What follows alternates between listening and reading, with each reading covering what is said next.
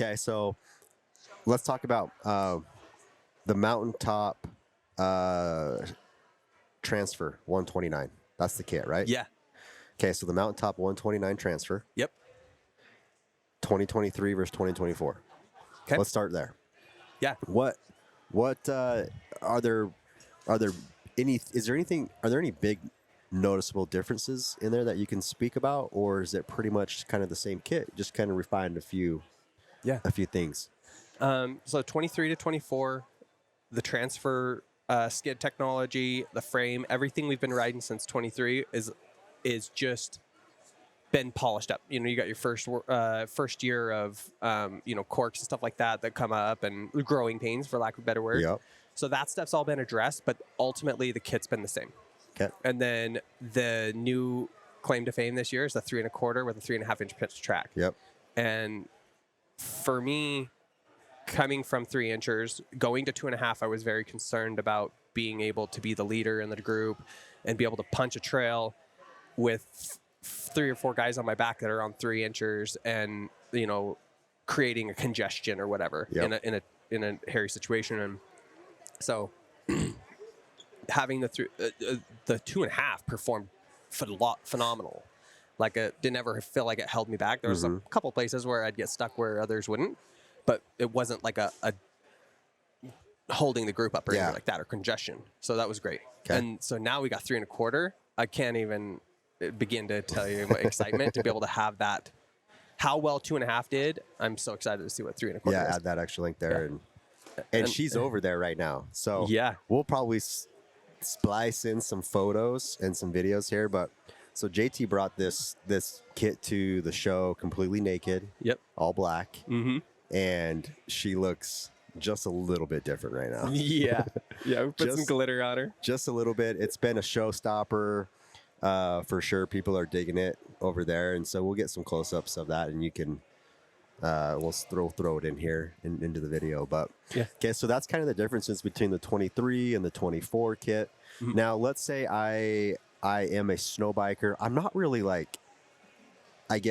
married to a brand, right? Because it's not just Timber Sled versus now Mountaintop. There's a few other companies out there. Yeah.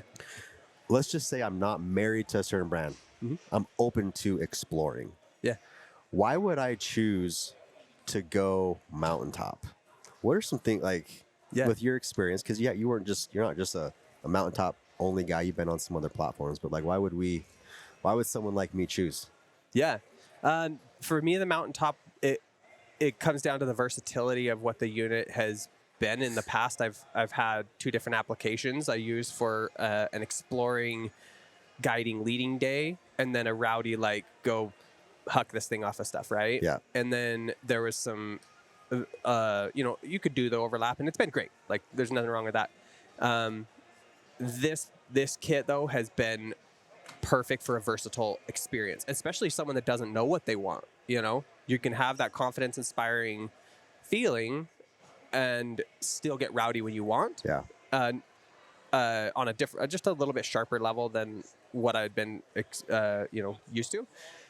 So that would be the versatility, allowing you to grow and figure out what you like. Yeah. Does that make sense? And then just go on the gas pedal on that aspect of the sport. Correct. And you've got a machine that will allow you to do that. Yep. And the way my bike's set up is it's pretty set up in between. So just with some body English, I can get it to activate and be lively, or less body English and a little less athletic activity in it. Yeah. I can turn my head and not worry about it darting off the trail or anything like that. So. Yeah. So a question that I have as kind of an outsider of snowbiking industry, are we as snowbikers, are we concerned as much about weight in the kit as we are with snowmobiles?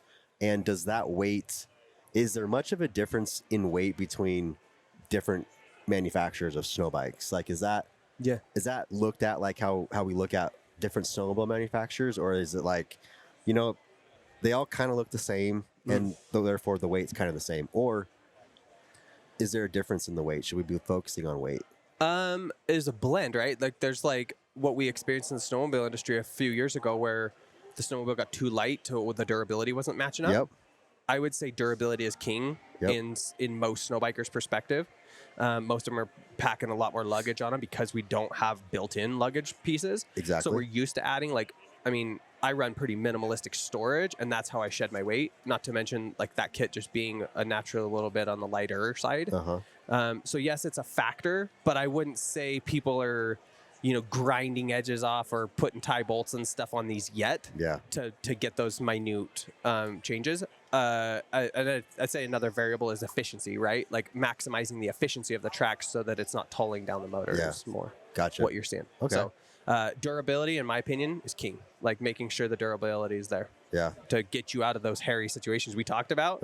You break that machine down and it's a different day. Now it got extremely hard because you got to figure out how to get something in there to either fix the problem or whatever. So yeah, that's my take on it. And they're a little bit harder to drag out. Yes. Yeah. Right? Yeah. At least they come apart in two pieces, so you can drag it out. That's true. There you go. Just tear the whole thing down and boom, throw it in on a sled. Yep. Pull it out. Yeah. Cool. So, yeah, that's definitely where it's at, durability. Okay.